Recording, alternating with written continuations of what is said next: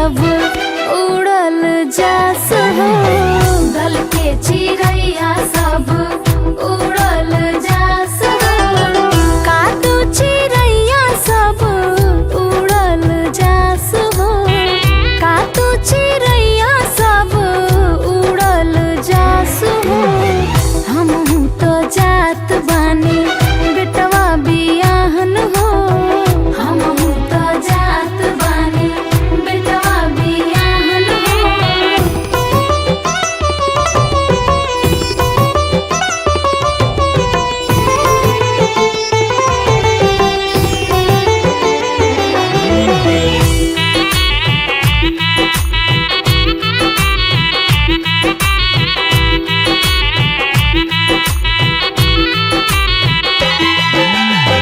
चलले महेश भैया भाई बियाहन हो।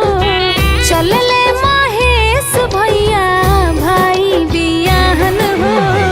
भाभी जी मने मने बड़ी मुस्कात हो। भाभी जी मने मने बड़ी मुस्कात हो। चलले सरजुग फूफा बेटवा बियाहन हो। चलले सरजुग फूफा बेटवा बियाहन हो। चिड़ै चुरुंगवा चले चले जवार हो।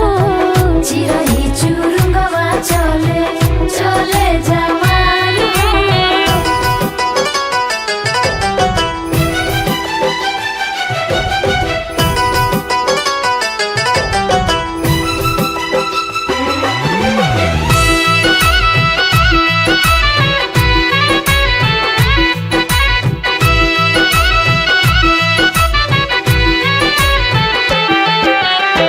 चलली मन सुखामा बेटवा बियाहन हो। चलली मन सुखामा बेटवा बियाहन हो। साथे साथे चलल बाटे पूरा बारात हो। साथे साथे चलल बाटे पूरा बारात हो। सज धज के जाले सभे सकल समाज हो।